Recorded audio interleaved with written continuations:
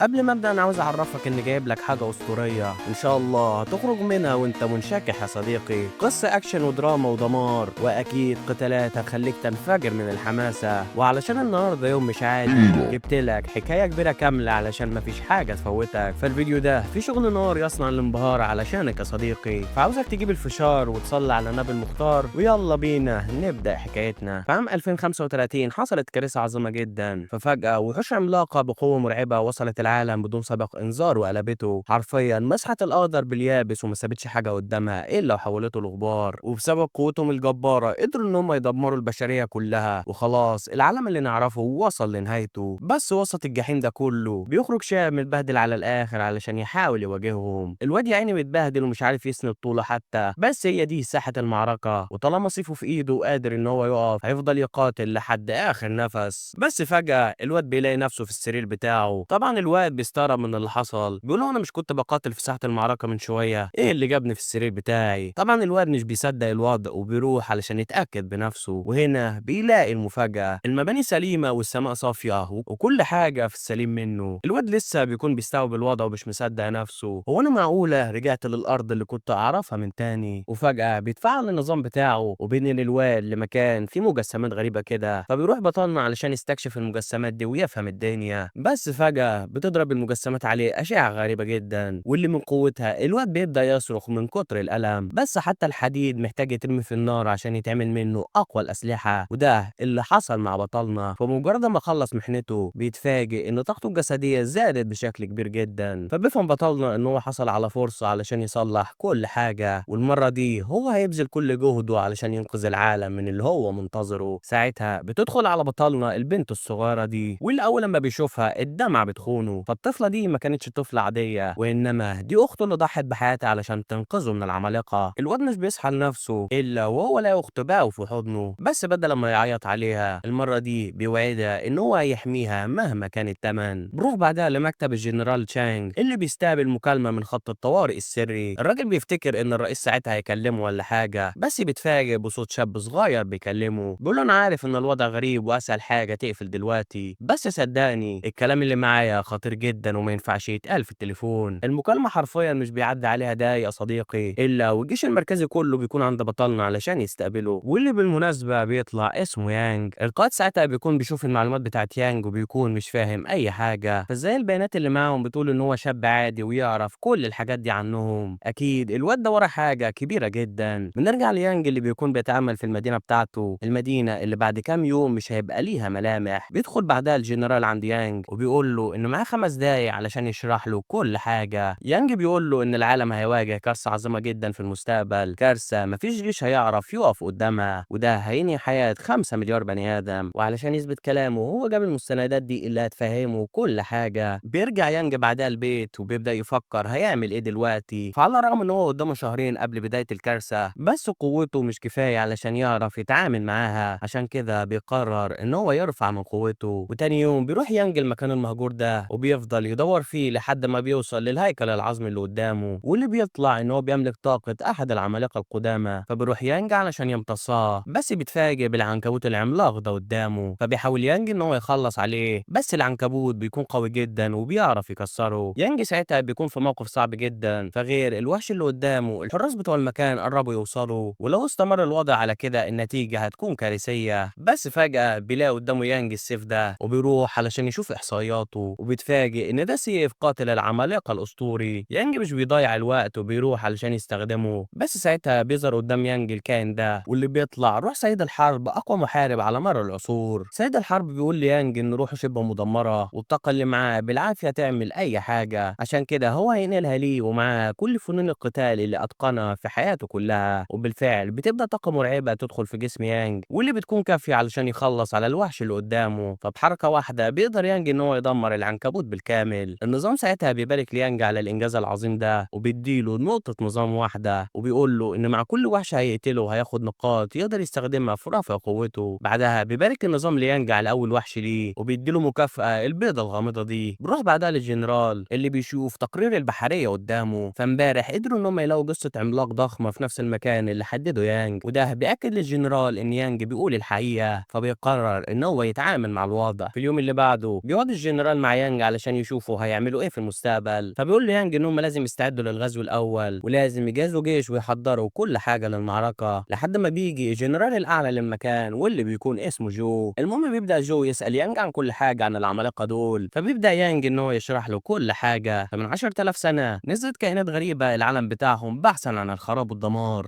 وبسببهم العالم فعلا كان على وشك السقوط، لحد ما ظهر محاربين اقوياء جدا كانوا بقوه العمالقه، واطلق عليهم بعدين اسم الشرقيين. الشرقيين كانوا اقوياء جدا ومهاراتهم مرعبه، بس مع الاسف عددهم كانت قليله ومهاراتهم كانت صعبه التعلم، وده خلى من المستحيل الحفاظ على نسل الشرقيين لحد ما اختفوا. شانج بيقول له قصه حلوه وكل حاجه، بس ايه علاقه الكلام ده بينا؟ يانج بيقول له ان الشرقيين كانوا بشر زيهم، بس الفكره ان مهاراتهم وقدراتهم كانت عاليه جدا، علشان كده هو هيستخدم موارد الجيش بتاعته علشان يصنع جيل جديد من الشرقيين للتعامل مع العمالقه، لكن لازم يعملوا كده في اسرع وقت، لانه بوسايدن عملاق البحار هيوصل بعد شهرين من دلوقتي، وهيعمل فيضان عظيم هيدمر نص اسيا بالراحه. طبعا هم ما يقدروش يعملوا شق واحد حتى خلال الشهرين دول، بس يقدروا يعملوا جسر جاحد يحمي البلاد من شره. المهم بيروح يانج بعدها لمكان البناء علشان يشرف على موقع السد، فبيقعد مع شانج علشان يكلمه، بيقول له ان حتى لو بنوا السد فهم هيكسبوا في المعركه بس مش الحرب نفسها، فزي ما جهزوا ودرع ليهم لازم يلاقوا السيف بتاعهم اللي هيقاتلوا به العمالقه دول. شانج بيقول له ان هو خلى الاسطول النووي بتاع القاره كلها تحت خدمته، بس هو متاكد ان ده مش السيف اللي هو عاوز يستخدمه. يانج بيقول له ان الشرقيين بس هم اللي يقدروا يخلصوا على العمالقه، وبما انهم ما عندهمش الوقت يدربوا واحد فهيضطروا يستخدموا الطرق الصعبه علشان يحصلوا على قوه الشرقيين، بس مع الاسف الموضوع هياخد في ايديهم وقت وهم مش بيملكوه دلوقتي. ساعتها بيجي اتباع شانج وبيقولوا ليه ان في كارثه حصلت في المنطقه الشرقيه. بيروح بعدها يانج المنطقه الشرقيه علشان يشوف اللي حصل، فبيقول للحراس ان العلماء بتوعهم راحوا امبارح عشان يكتشفوا احد النيازك، بس فجاه اختفوا في ظروف غامضه ومحدش عارف هم راحوا فين. يانج بيقول له عنك انت وسيب لي الطلعه دي. بيروح بعدها يانج المكان النيزك وبيلاقي ان هو متدمر على الاخر، فبيبدا يانج يفحص المكان وبيتفاجئ ان في طاقه للعمالقه، فبيفهم يانج ان الحكايه دي حد وراها، بالذات ان العمالقه طاقتهم عامله زي الاشعاع وسهل اي حد يلاحظها، فطالما خدوا بالهم من الطاقه دي ليه يكملوا في اللي هم بيعملوه. في اللحظه دي البيضه بتاعت يانج بتنط فجاه وبتهرب منه، طبعا يانج بيروح علشان يجري وراها لحد ما بيقدر يمسكها بعد ما فرهدت امه، بس لما بيبص قدامه بيلاقي حريق ضخم في المكان، ووسط الحريق بيلاقي في وحش ناري بيولع في كل حاجه في طريقه. حراس القصر بيحاولوا ان هم يوقفوا البتاع ده، بس كل اللي بيقرب من البتاع ده بيتفحم قبل ما يلمسه حتى، فبتحاول البت دي ان هي تروح وتوقفه، بس الوحش بيكون على وشك ان هو يموتها، لحد ما فجأة بيوصل يانج وبينقذها في الوقت المناسب، وعلى طول بيروح عند الوحش وبيخلص عليه. بيروح بعدها يانج يقعد مع البت اللي شفناها قبل كده واللي بيطلع اسمها شياو. المهم بتشكر شياو يانج على مساعدته ليهم، وبتسأله هي تقدر تشكره ازاي، فبيسألها يانج عن اللي تعرفه عن الكريستالات دي. البت في الاول مش بترضى تقول له اي حاجه، بس من غير قصد بتفضل تتكلم عن الجوهره. يانج طبعا بيكون عارف كل الكلام ده من الاول، بس ده بيخليه يستغرب اكتر من الوضع، فازاي عائله تعرف المعلومات دي كلها عن الاحجار السحريه وما كانتش من العائلات المؤثره في المستقبل. وهنا بيجي بطريرك عائله ليه واللي بيكون اسمه يون. المهم بيشكر يون يانج على مساعدته ليهم وبيعتذر ليه عن اللي حصل، فالسبب في الحريق اللي حصل من شويه كان بسبب الكائن السحري اللي خرج عن السيطره. يانج طبعا بيكون فاهم كل حاجه، بس بيعمل نفسه عبيط وبيساله عن قصده، فبيقول ليون ان في عناصر غامضه اسمها المحظورات بتملك طاقه خاصه، والطاقه دي لما بتتعرض لها الكائنات الحيه بتتاثر وبتتحول لوحوش خارقه، فكل ما طالت مده التعرض للطاقه دي كل ما اصبح الوحش اقوى. عائله ليه كانت بتستخدم الصخور دي علشان تدرسها وتستخدم الاحجار في الخير، وبالفعل عرفوا يوصلوا لوقت معين بحيث يتخلصوا من الكائنات قبل ما تتحول، بس لسبب ما الوضع اتغير. فمن كام يوم الوحش اللي المفروض يتحول في نهايه الشهر اكمل تحوله بدري وعمل الحريقه دي. يانج ساعتها بيفهم من الكلام ده ان تاثير العمالقه بدا يظهر في العالم بتاعهم، وده معناه ان هو لازم يستعد لاي احداث غير متوقعه. وبعد ما يانج بيمشي من المكان بيروح يون المخزن بتاعه علشان يشوف الكتاب ده، واللي باين ان هو اخطر مما يبدو. بنرجع ليانج اللي بيكون بيفكر في اللي حصل النهارده وبيحس ان يون مخبي وراه حاجه كبيره جدا، فبيقرر ان هو يحقق في الموضوع بعد ما يشوف هيعمل ايه في الجوهره. لو ساعتها بتصحى من النوم وبتسال يانج عن سبب غيابه عن البيت، فبيقول لها يانج ان هو كان بيدور ليها على لعبه حلوه تلعب بيها، وعلشان يسكتها بيديلها البيضه بتاعته، بس بيتفاجئ الاتنين ان البيضه فقست قدامهم. بيروح بعدها يانج عند موقع البناء علشان يشوف الاجراءات بتاعه السد، فبيقول له العامل ان المهندسين بيشتغلوا باسرع ما عندهم، وخلال 50 يوم بالظبط السد هيكون جاهز للعمل. وهنا بيجي هان قائد قائد المهندسين عندهم وبيقول لشانج ان السد ده هيكلف البلاد حديد بتستخدمه في 10 سنين تقريبا، فالافضل ان هم يخلوا المكان ده من السكان وينقلوا الدفاعات بتاعتهم. وعلى طول شانج بيروح مكسر سنانه، بيقول له شانج ان دي ارضهم ومش هيتخلوا عن شبر واحد فيها مهما حصل، وبعدها بيمشي من المكان. قائد المهندسين بيتضايق من اللي حصل وبيطلب من المساعد بتاعه يكلم خدم العمالقه علشان عاوز يقابلهم. بيروح بعدها يانج عند فرقه المقاومه اللي جابها الجنرال، واللي بتتكون من 4 مقاتلين في شتى المجالات. اولهم شو اللي بيكون راهب في طائفه كبيره، وياو مقاتله عسكريه محترفه، وان اللي المفروض ان هو مهندس. بيل تقليد سوق الجمعه بتاع قاتل الشياطين. واخيرا معانا مو، وده معرفش ليه بس شكله صص جدا. المهم الشباب بيرفضوا ان هم يكونوا تحت خدمه شاب ضعيف زي يانج، بتحدوه في قتال عشان يحددوا قوته. يانج بيقول لهم ان مفيش داعي يستخدموا الطريقه دي، بس البقر راسهم الف سيف الا ويواجهوا يانج النهارده. ومش عاوز اقول لك يانج العيال دي مش بتاخد في ايده غلوه، الكل ساعتها بيتشالوا من اللي حصل. فدول اقوى محاربين في اسيا تقريبا، ووجودهم لوحده حمله. بس يانج عرف يفرتك ابوهم بالسهوله دي. شو ساعتها بيقول له انت جايبنا عشان نموت ولا ايه؟ العملاق اللي انا شفته راسه بس بحجم مجمع سكني كامل، انت بقى عاوزنا نروح ونموته بنفسنا؟ عايز تفهمني ان احنا هنشيله ونلفه ونرميه على الارض؟ يانج بيقول له انه مستحيل يقدروا على العمالقه بقوتهم الحاليه، عشان كده هو هيستخدم مساعده خاصه لتغيير الوضع ده. بعدها بيظهر يانج المرجل بتاعه، واللي بيكون احد ادوات العمالقه لنقل القوه. وباستخدام النظام يانج بيقدر ان هو يخرج قوه المرجل ويديها لكل الموجودين معاه. بعدها بيبدا الكل ان هم يتعرفوا على مهاراتهم الجديده واللي بتكون قويه جدا. فبيروح يانج عندهم وبيوقف العبط ده، فقرب ان هم بقوا اقوياء دلوقتي، لكن مستواهم الحالي مش كافي للتغلب على العمالقه. وعلشان التدريب لوحده مش كفايه، هم محتاجين بقى العناصر الاسطوريه علشان يرفعوا من قوتهم. المهم بيرجع يانج البيت علشان يقعد مع اخته، وهنا بتبدا بقى وتقول له ان الفتره الاخيره بدات تحصل معاها حاجات غريبه، ففي كتاب بيظهر قدامها كل فتره بس مش عارفه توصل ليه. يانج بيقول لها ان ممكن ده بسبب خيالها الواسع، فهي مش محتاجه تقلق من الموضوع ده. ساعتها بيخرج جو في مؤتمر صحفي على مستوى العالم، وبيعرف الكل انه قدامهم شهر واحد قبل بدايه حرب العمالقه. بعد كام يوم بنشوف يانج بيتدرب على رفع مستوى صقله لحد ما بتيجي بقى وعنده وبتطلب منه يجي معاها الملاهي، ومع شويه زن يانج بيوافق، بس بيقول لها ان هم لازم يتنكروا الاول عشان يخفوا هويتهم. وزي ما انت شايف محدش بيقدر يتعرف على تنكر يانج من كتر ما هو واقعي جدا. بنروح بعدها عند الضفادع دي اللي بتتعرف على يانج وبتقرر ان هي تخطفه، وباستخدام سمعه الخارق بيعرف يانج خطتهم، وعلى طول بتروح الضفادع عند يانج وبتخطفه. بروح بعدها لكبير المهندسين اللي بيروح المكان ده علشان يقابل خدم العمالقه، فبيقول له كبير الخدم ان هم حصلوا على الاضحيه بتاعتهم وقريب هيبداوا المراسم. يانج ساعتها بيتعمل عليه تعويذه سحريه غريبه، واللي لما بتكتمل بيظهر عملاق مجنح من المستوى سي. الكل ساعتها بينبهروا من اللي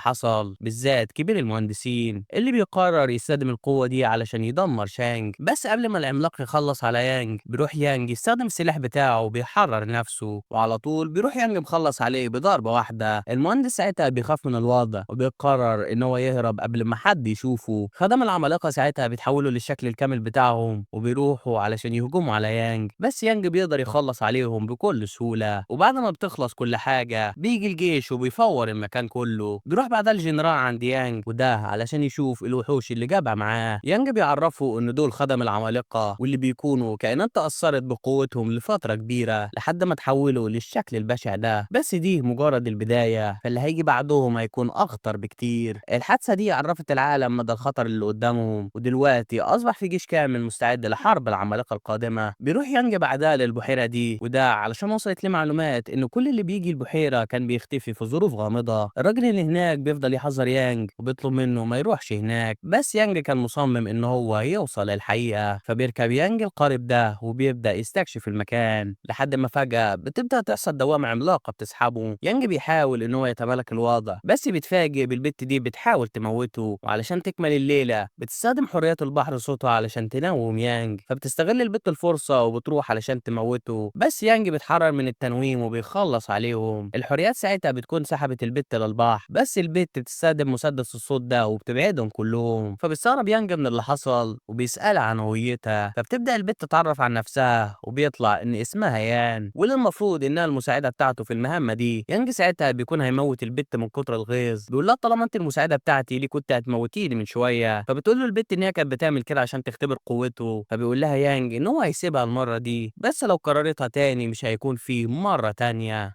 بينزل بعدها الاتنين تحت البحر عشان يستكشفوا المكان اكتر لحد ما بيوصلوا للمعبد ده واللي بيكون مليان دهب على اخره. البت يعني مش بتضيع الفرصة وبتروح تعبيهم في شوال لحد ما فجأة بيظهر الوحش ده قدامهم وبيكون معاه اثر سحري، فبيروح يانج عشان ياخد الاثر من الوحش، بس البتاع ده بيكون قوي جدا ويانج مش بيعرف يتعامل معاه، وفجأة بيرميهم الوحش في السماء عشان يموتهم. بس ساعتها الوحش بتاع يانج بيلحقهم على اخر لحظة. يان بتنبسط من الوضع وبتطلب من يانج ان هم يمشوا، بس يانج بيقول لها ان هو لازم يحصل على السلاح بتاعه مهما حصل. المهم بيروح يانج علشان يموت الوحش اللي قدامه، بس بيتفاجئ بوحش بحر تاني بيسحبه علشان يموته، فبيروح يانج ماسك السيف بتاعه وبيعمل منه احلى سوشي. بعدها بيخرج يانج من البحر عشان يتعامل مع الوحش الاخير اللي قدامه، بس بيتفاجئ ان الدفاع بتاع الوحش اللي قدامه قوي جدا وهو عاجز عن قطعه، فبيستخدم يانج كل النقاط بتاعه النظام بتاعته علشان يرفع من قوته، وعلى طول بيقدر يانج ان هو يخلص على الوحش في ثواني. النظام ساعتها بيبارك ليانج على الانجاز العظيم بتاعه وبيقول له ان المستوى الاول من العوالم التسعه اتفتح دلوقتي. المهم بيروح يانج عشان ياخد العنصر بتاعه، بس بيتفاجئ ان النظام كسره وحوله لقلاده. يانج طبعا بيتشل في البدايه، بس الزعل هيساعد ازاي في حالته. المهم بيرجع بعدها يانج البيت وبيدي الاسوره لاخته، بيقول لها يانج ان العنصر ده هيساعدها علشان تحمي نفسها في غيابه، فبتشكره بقى على الهديه الجميله دي وبتوعده ان هي مش هتضيعها ابدا. بنروح بعدها لكبير المهندسين اللي بيكون بيستعد مع الخدم علشان يستدعوا بوسايدن، فبيتفق معاهم المهندس ان هو هيساعدهم في استدعائه مقابل قوه العمالقه. بنرجع ليانج اللي بيستعد عشان يدخل المستوى الاول من العوالم التسعه، واللي لما بيدخله بيتفاجئ ان هو بقى وسط معركه ضخمه جدا. النظام بيقول له ان هو دلوقتي في الحرب الكبرى اللي حصلت من 10000 سنه وهيحصل على مكافاه خاصه لو خلص المهمه بتاعته. وفجاه بتبدا طاقه عظيمه جدا تدخل في جسم يانج واللي بتديله قوه جباره ومذهله، وعلى طول بيروح الجنود علشان يهجموا عليه، بس يانج بيقدر ان هو يدمرهم بكل سهوله. وهنا بيلاقي يانج اثر احد الشرقيين قدامه، فبيقول له النظام ان هو يقدر يستخدم اثر الشرقيين عشان يحصل على قوتهم. يانج طبعا مش بيضيع وقت وبيروح علشان ياخد القوه دي، فبيتفاجئ ان مهارته القتاليه اتطورت بشكل مرعب، فبيروح يانج عشان يبدا المعركه، بس بيتفاجئ ان المحاربين اللي في الحرب دي اقوياء بغباء، فبيستخدم يانج الوحش بتاعه علشان يقاتل ضدهم. بتعدي 3 ايام وبيخرج يانج من المكان وهو بايظ من كتر الضرب، فخلال ال3 ايام دي هو فضل يقاتل بدون توقف لحد ما بقى عاجز عن الحركه. فبيروح يانج علشان يشوف الساعه كام دلوقتي، بس بيتفاجئ ان ما عداش غير ربع ساعه بس. النظام بيقول له ان هو طالما موجود في العوالم التسعه الوقت بتاعه هيمشي ابطا من العادي، فسنه كامله في العوالم التسعه بتساوي يوم واحد في العالم بتاعه. وبسبب الوضع بيقرر يانج ان هو يروح العالم الاول علشان يكمل التدريب بتاعه. في الوقت ده بوسايدن بيكون على وشك ان هو يوصل للعالم بشكل كامل، فبينبسط المهندس جدا من الانجاز ده وبيروح علشان يكلمه، بيقول له ان هو مستعد يتفاوض مع القاده بتوعه على حل يرضي جميع الاطراف، بس بوسايدن بيقول له ان الكلام ده ملوش لازمه، فالسيد بتاعهم عاوز الكوكب ده وهم هيعملوا اي حاجه علشان يحصلوا عليه، بس عشان هو ساعدهم لحد دلوقتي هيقدم ليه مكافاه مرضيه تناسب خاين زيه. وعلى طول بيروح بوسايدن مخلص عليه هو وكل اللي معاه. بيجي بعدها مساعد بوسايدن المكان وبيقول له ان كل حاجه اكتملت ومستعدين لاستقباله، فبيديلهم بوسايدن الامر بالبدء في الغزو فورا. بعدها الوحوش العملاقه بتبدا تهجم على الجيش، بس ياو بتقدر ان هي تتعامل معاهم. اللي حصل ده بيخلي تشانج يتصدم من الوضع، فدلوقتي هو عرف ان في خاين هو اللي كان بيساعد العمالقه. يانج ساعتها بيروح للعوالم التسعه وهناك بيقابل نيل شرقيه العالم الاول اللي بيتحداها يانج في قتال عشان يرفع من قوته، بس البت بتقدر تفرتكه بكل سهوله. في اللحظه دي بتبدا امطار غريبه تنتشر في الافق واللي بتكون بدايه غزو بوسايدن للعالم، وبسبب حضوره كائنات المحيط بتدمر كل حاجه وخلاص الكارثه على وشك ان هي هتبدا. بنرجع لشانج اللي بيكون خلص بالعافيه على الوحوش اللي في المقر بتاعه، بس بيتفاجئ ان جيش بوسايدن وصل بالفعل للكوكب ولازم يتعامل معاهم دلوقتي، فبيعلن الجنرال حاله الطوارئ القصوى وبيؤمر باستدعاء فريق قتله العمالقه. دلوقتي بيوصل بعدها الاسطول البحري لبوسايدن علشان يتعاملوا معاه، بس بيتفاجئوا بجيش عملاق مستنيهم، وعلى طول بيبدا الجيش ان هم يضربوا بكل ما عندهم، بس حتى القنابل شبه النوويه مش قادره تخدشهم حتى، لحد ما فجاه بيظهر حوت عملاق وبيدمر الاسطول بالكامل. شانج ساعتها بيكون مصدوم من قوه العمالقه المرعبه وبيأمر الكل ان هم يلاقوا يانج دلوقتي باي شكل. نرجع ليانج اللي بيكون عارف يقبض على نيل، فبعد معركه دامت ل 300 يوم هو قدر يتغلب عليه اخيرا، بس الغريبه ان النظام مش بيديله اي حاجه. يانج طبعا بيكون هيتشل من اللي حصل وبيسأل النظام عن المكافاه بتاعته. النظام بيقول له ان هو اخد وقت طويل جدا فالمكافاه بتاعته قلت، بالاضافه ياو ان هو وصل للمستوى الاقصى ليه ولازم يفتح العالم التاني عشان يرفع من قوته، وعشان يطلع العالم التاني لازم يسلم على القرد ده ويفضل ثابت. يانج بيقول له ايه يا عم الاختبار ده، ما تكبره شويه بس. بمجرد ما بيمسك القرد البتاع ده بيديله كف جامد بيطيره. المهم بيجي الحارس عند يانج وبيبدا يعرفه كل حاجه. الوحوش ساعتها بتكون وصلت لمكان السد وبتبدا ان هي تكسر فيه. الجنود ساعتها بيحاولوا ان هم يوقفوا الموضوع باي شكل، بس الوحوش بتكون قويه جدا وبتعرف تدمر السد. بيوصل بعدها فريق قتلة العمالقه اللي بينزلوا تقطيع في كل اللي بيقف قدامهم. بيقدر الشباب ان هم يوقفوا الغزو اللي قدامهم، فبتعصب مساعد بوسايدن من الوضع وبيروح علشان يخلص على ياو. البت بتحاول تعمل معاه اي حاجه بس البتاع ده قوي جدا وبيكون هيموتها، لحد ما بيظهر باقي الشباب وبيقدروا ان هم ينقذوها بالعافيه. فبيقعد الشباب مع بعض علشان يفكروا في طريقه للتعامل مع الوضع. ياو بتقول لهم ان الوحوش دي هتتدمر لو عرفوا يخلصوا على مساعد بوسايدن، عشان كده لازم يفكروا في طريقه بحيث يعرفوا يخلصوا عليه. وخلال ما الشباب نازلين تقطيع في ساحه المعركه يانج بيكون بياكل بطيخ ومروق على حاله. الجندي ساعتها بيكون بيتشل من اللي هو بيعمله، بيقول له يا عم هو ده وقته، الرجاله بتوعنا بيتفشخوا في الساحل وانت عمال تاكل بطيخ. بنرجع للشباب اللي قدروا ان هم ينهوا المعركه بصعوبه، فبيتبسط الكل من الانتصار ده وبيفتكروا ان هم كسبوا المعركه. بس مع الاسف كل ده تسخير واللي جاي تدمير يا صديقي. فمع الاسف بوسايدن دلوقتي وصل للارض. بيبدا بعدها بوسايدن يستدعي الصولجان بتاعه اللي بيقدر يدمر السد الحديدي بضربه واحده. الكل ساعتها بيوصلوا لقمه اليأس وبيتاكدوا ان هم هيموتوا لا محاله، لحد ما بيظهر بصيص النور قدامهم. ايوه امل البشريه والشخص اللي هينقذها وصل ولن يرحم احدا. بنروح بعدها لعائله لين اللي بيبدا الوحوش فيها يتاثروا بطاقه العمالقه وده بيسرع عمليه تحولهم. بنرجع للشباب اللي بيستعدوا لبدء المعركه، فبيهجم بوسايدن عليهم علشان يموتهم، بس يانج بيقدر ان هو ينقذهم على اخر لحظه. بوسايدن ساعتها بيتفاجئ من الوضع وبيسال يانج عن هويته، وهنا بتتجسد نيل في جسد يانج وبتتحدى بوسايدن في قتال حتى الموت. المهم بيروح يانج يهجم على بوسايدن بكل قوته وبسلاحه الفتاك بيعمل منه احلى سوشي. بوسايدن بيتعصب من الوضع وبيحاول يستخدم الصولجان بتاعه، بس يانج بيقدر يقيده قبل ما يعمل كده، وعلى طول بيهجم على بوسايدن بالصولجان بتاعه علشان يخلص عليه. بس المفاجأة ان ده مش بيعمل فيه خدش واحد حتى. اللي حصل ده بيعصب بوسايدن جدا وبيروح علشان يهجم على يانج بكل قوته. يانج في البداية بيكون قادر على مجاراته بس بوسايدن بيلعب في ملعبه، فبسبب قوة المحيط بوسايدن بيقدر يبهدله. فبيحاول يانج ان هو يدافع قدر المستطاع بس بوسايدن بيكون قوي جدا وبيقدر يحشره في الزاوية. بعدها بيجهز بوسايدن اقوى هجوم عنده علشان يخلص عليه، لحد ما فجأة بيفعل يانج المجال بتاعه على اخر لحظة. بوسايدن ساعتها بيخسر السلاح بتاعه وبيلاقي نفسه في الحلبة الغريبة دي. يانج بيقول له ان هو بقى في المجال بتاعه ودلوقتي المعركة بقت في صالحه، فطالما هو بعيد عن المياه مصيره دلوقتي بقى الموت. بس بوسايدن بيقول له ان ده مش هيغير اي حاجة، فحتى مع وضعه ده هو مستحيل يتغلب على عملاق البحار. وعلى طول بيروح بوسايدن يهجم عليه علشان يموته، بس يانج بيقدر ان هو يهجم عليه بالنسخة بتاعته وبضربة واحدة بيقدر يانج ان هو يخلص عليه اخيرا. النظام ساعتها بيبارك ليانج على الانجاز العظيم ده وبيديله 10,000 نقطة نظام. فبيتصدم يانج من المكافأة الضخمة دي وبيقرر يستغل النقط دي علشان يرفع من قوته. وخارج الحاجز الكل بيكونوا مش مصدقين ان هم كسبوا المعركة دي. المهم بتروح ياو والباقي علشان يطمنوا على يانج بعد المعركة، فبيطمنهم يانج ان هو كويس دلوقتي ولسه الواد هيقول لهم على جوهرة بوسايدن اللي هو بيتفاجئ ان الوحش بتاعه اكلها اصلا. طبعا اللي حصل ده بيشيل يانج على الاخر، فهو كان ناوي يمتص جوهرة بوسايدن ويرفع من قوته. في الوقت ده بيكون مساعد بوسايدن مصدوم من اللي حصل، فبيقول للمساعد التاني ان هم لازم يبعتوا رسالة لبقية العمالقة بحيث يعرفوا باللي حصل ويجهزوا نفسهم للحرب. بس فجأة بيظهر الوحش بتاع يانج عندهم وبياكل المساعد بتاع بوسايدن على بق واحد. الوحش التاني بيترعب من الوضع وبيقرر ان هو يهرب على اخر لحظة. بنرجع ليانج اللي بيكون بيشوف هيعملوا ايه بعد ما المعركة خلصت، فبتقول المساعدة ان هو لازم يروح يستريح وهم هيتعاملوا مع الاضرار. ساعتها بيجي الوحش بتاع يانج عنده وبيكون شكله متضايق. يانج بيستغرب من الوضع وبيسأل البتاع ده عن مشكلته، لحد ما فجأة بيظهر الرمح بتاع بوسايدن وبيخترق جسمه بالكامل، وده بيخلي يانج يغمى عليه. فبيحاول الكل ان هم يساعدوا يانج باي شكل بس مع الاسف مفيش اي حاجه بتعرف تساعده. وهنا بيجي الشخص المقنع ده والفريق بتاعه اللي بيبدا يعمل تعويذه خاصه بتخرج بوسايدن من جسم يانج. بيجي الليل وبنشوف بقى وبتستعد علشان تروح المدرسه، بس فجاه بيطلع الكتاب ده من شنطتها. فبتتفاجئ البت جدا لان ده نفس الكتاب اللي كانت بتشوفه في احلامها. فبتحاول بقى ان هي تقرا الكتاب اللي معاها بس بتتفاجئ ان هي مش فاهمه اي حاجه. المهم بتيجي ياو عندها وبتقول لها ان هم لازم يروح عند يانج علشان يقابلوه دلوقتي. دلوقتي. بيروحوا الاتنين بعدها على المستشفى، وهناك بتودي ياو باو علشان تشوف اخوها. طبعا باو بتكون حزينة على اللي حصل ليانج، بس مش بيكون في ايديها اي حاجة، وده بيخليها تعيط من كتر الحزن على اخوها. اللي حصل ده بيضايق الكتاب جدا، وبيقرر ان هو يساعدها علشان يخلص من قرفها. في الوقت ده بيجي المقنع اللي انقذ يانج قبل كده، وبيقول لي ياو ان يانج لو ما صحيش دلوقتي هيضطر يتعامل بشكل جاد. طبعا ياو بتقول له ان مفيش الكلام ده، وبتجهز سلاحها علشان تبدا المدعكه. بس قبل ما المعركه تبدا بيتفاجئ الكل ان يانج صحي اخيرا. المهم بيسال يانج عن اللي بيحصل هنا، فبيقول القائد ان هم كانوا عاوزين يصحوا يانج بشكل اجباري عشان يروح يساعدهم. بعدها بيروحوا كلهم على مكان مخزن الجيش، وهناك بيلاقوا ما تبقى من جثه بوسايدن قدامهم. كبير العلماء ساعتها بيقول لهم ان الوضع مش احسن حاجه، فعلى الرغم ان بوسايدن مات بشكل فعلي، لكن الطاقه بتاعته بتتجمع في جسمه، وقريب ممكن يصحى تاني علشان ينتقم منهم. بس لو قدروا يلاقوا كتاب الاسرار هيعرفوا يسجنوه. يانج ساعتها مش بيفهم اي حاجه، وبيسال الموجودين عن الكتاب ده. المقنع بيقول له ان هم وصلوا لكتاب يملك اسرار كتير عن العمالقه، بس لسبب ما الكتاب ده اختفى ومش عارفين مكانه. وكسؤال بديهي يانج بيسال عن مواصفات الكتاب ده، فبيقول المقنع ان الكتاب ده شبه جدا الكتاب بتاع اخته. الكلام ده بيرعب الكتاب جدا، وبيفتكر ان هو انكشف، فبيحاول ان هو يهرب، بس المقنع بيقدر ان هو يقبض عليه. ولما بيفتكر الكل ان كل حاجه انتهت، بيتفاجئ الكل ان بوسايدن رجع للحياه من تاني، فبيحاول بوسايدن ان هو ياخد الكتاب منهم، بس الشباب بيقدروا يتعاملوا معاه بدون اي مشاكل. بتروح بعدها باو عند الكتاب علشان تاخده، بس ساعتها بوسايدن بيحاول ان هو ياخد الكتاب منها، لكن الشباب بيقدروا ينقذوها على اخر لحظه. اللي حصل ده بيعصب بوسايدن جدا، وبيروح علشان يخلص عليهم، بس ساعتها الوقت انتهى والشباب عرفوا يهربوا بالفعل. وبعد ما بيطمن يانج ان الشباب بقوا كلهم بامان، بيقرر ان هو يروح يتعامل مع بوسايدن بنفسه، بس من غير ما ياخد باله بتروح باو معاه علشان تحاول تساعده. الكتاب ساعتها بيحاول ان هو يعقلها ويخليها ما تروحش معاه، بس باو بتقول له ان هي هتعمل اي حاجه علشان تنقذ اخوها، وبسبب الوضع الصعب بتاعهم بيضطر الكتاب ان هو يشارك قوته معاها. بنرجع ليانج اللي بيكون نازل تقطيع في جوهر بوسايدن، بس المشكله كل ما يخلص عليه بيرجع الكلب تاني. وعلى الرغم ان يانج عمال بياخد نقاط كتير في كل مره بيخلص عليه، لكن بسبب مستواه الضعيف هو مش عارف يستفاد بكل النقاط دي، فبيستغل بوسايدن الفرصه وبيروح علشان يخلص على يانج. بس فجاه بتظهر السلاسل دي عنده وبتقيد بوسايدن، وعلى عكس القيود اللي فاتت القيد ده بيكون قادر على تدمير بوسايدن بشكل كامل. يانج ساعتها مش بيضيع الفرصه، وبيهجم على الكلب ده بكل قوته وبيقدر يخلص عليه اخيرا. بنروح بعدها لساحه العمالقه اللي بيوصل ليهم خبر فشل بوسايدن في احتلال الارض. اللي حصل ده بيضايق العمالقه جدا، وبيقرروا انهم يعملوا حمله شامله لاحتلال الارض خلال 10 ايام من دلوقتي. وبالفعل بيتم استدعاء اول عملاق للغزو الثاني، واللي بتكون جنيه المشاعر، واللي اول لما بتوصل بتمد اتباعها بالقوه عشان يساعدوها في التمهيد للغزو. بنروح بعدها لعائله لي اللي بتكون بتكمل في جمع كريستالات العمالقه، فبتيجي الشاو عند يون وبتقول له ان هي خلصت المهمه بتاعتها، فبيقول لها يون ان هو خلص مهمته برضه، وقريب هيبداوا الخطه الكبرى بتاعتهم. بنرجع بعدها عند باو اللي بتقول ليانج ان الكتاب بتاعها اختفى منها، فمجرد ما البتاع ده خلص على بوسايدن استخدم الانتقال الآني وهرب منها. بس يانج مش بيهتم بالكلام ده، وبياخد الشباب المول علشان يروقوا على حالهم بعد الحرب الضخمه دي. بس قبل ما يمشوا يتفاجئ الشباب بجيش كامل من المعجبين قدامهم. المقنع ساعتها كان فاكر ان هم جايين عشانه، بس الكل بيدوسوا على امه وبيروحوا علشان ياخدوا توقيع يانج. اللي حصل ده بيضايق المقنع جدا، وبيقرر ياخد يانج والباقي علشان يمشوا من المكان، بس الجمهور بيكون كبير جدا وبيمنعهم من الخروج. فبيروح المقنع يعمل زي اي انسان عادي وبيطلب طياره مروحيه على لزوم الزحمه دي. المهم بيوصلوا كلهم لمكان المقر، وبيتفق المقنع معاهم ان هو هيسيبهم يمشي، بس فجاه بيظهر مقنع تاني عنده واللي بيكون اسمه الرقم 6.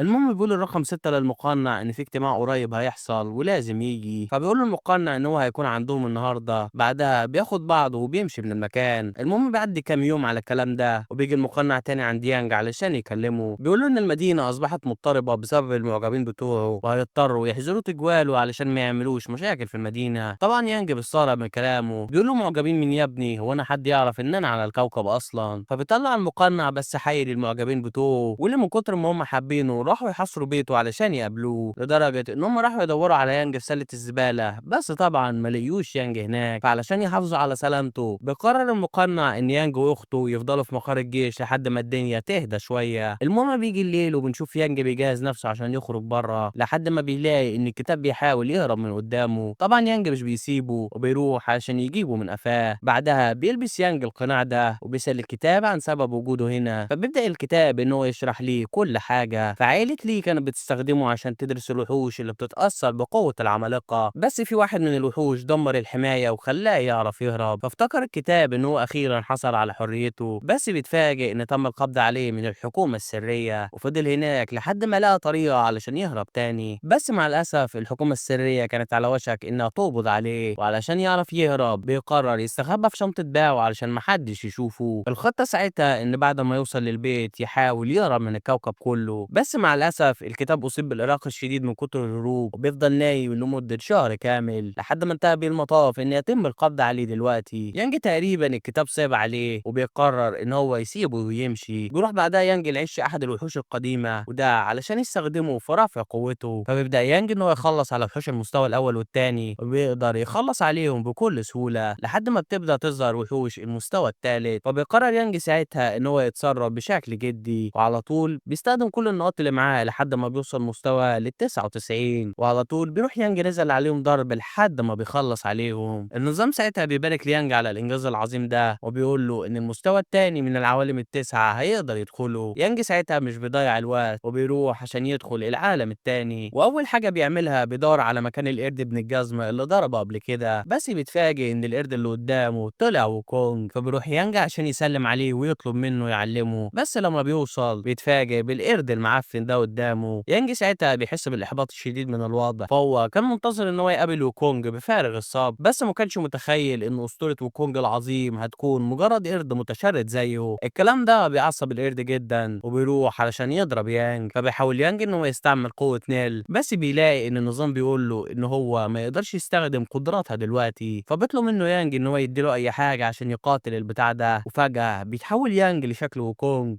وبيحصل على قدرات جديدة، واللي باستخدامها بيقدر يانج ان هو يخلص على القرد ده. النظام ساعتها بيبارك ليانج على الانجاز ده، وبيقول له ان هو دلوقتي معاه قوة 2 من الشرقيين في النظام بتاعه، بس ما يقدرش يستخدم غير واحد بس في كل مرة. المهم بيجهز يانج نفسه علشان يمشي، لكنه بيتفاجئ ان هو ما يقدرش يمشي قبل ما يتغلب على وكونج الحقيقي. فبيروح يانج عند وكونج علشان يجيبه في شوال، لحد ما بيتفاجئ بجيش ضخم من النسخ بتاعت وكونج واللي مستخبي حواليهم. فبيحاول يانج ان هو يدور ما بينهم على وكونج الحقيقي، بس المشكلة ان كلهم شبه بعض وعددهم ضخم اصلا، وبسبب الوضع ده بيفقد يانج الامل وبيقرر ان هو يمشي، لحد ما فجأة بيقابل القرد اللي شفناه في المستوى الاول وبيروح علشان ينتقم منه. بس القرد بيعمل معاه الجلاش عادي، وده بيخليه يفقد الامل اكتر ويرجع للعالم بتاعه. بس اللي ما يعرفوش ان وكونج الحقيقي كان بيشوف اللي بيحصل من بعيد. المهم بيروح بعدها يانج للمستوى التاني من العوالم التسعة، وبينزل دعك في كل النسخ بتاعت وكونج عشان ياخد نقاط نظام، ولما بيخلص بيقدر يرفع من قوته بشكل مرعب. ولما بيخرج للعالم بتاعهم المقنع بيتصدم جدا من مستوى يانج، فحرفيا ما عداش غير يوم واحد ويانج عرف يرفع من قوته 10 اضعاف. ساعتها وكونج وباقي الشرقيين بيكونوا قاعدين مع بعض بيفكروا في الوضع. فعلى الرغم ان تطور يانج سريع بشكل مرعب، لكن هو لسه ما وصلش للمستوى الكافي للتعامل مع العمالقه. فبيقرر وكونج ان هو يقاتل بنفسه في العالم الحقيقي لو يانج فشل في التعامل مع الوضع بنفسه. بيروح بعدها ليانج اللي بيكون بيساعد المقنع في الشغل بتاعه، بس فجأة بيحصل انفجار ضخم في المعمل. فبيروحوا علشان يشوفوا ايه اللي حصل، وبيطلع ان كبير العلماء والكتاب كانوا بيعملوا سلاح قوي علشان يساعد يانج. فباستخدام عظم بوسايدن قدروا ان هم يعملوا السلاح المرعب ده. المهم بيروح العالم عند يانج وبيديله السلاح الجديد بتاعه،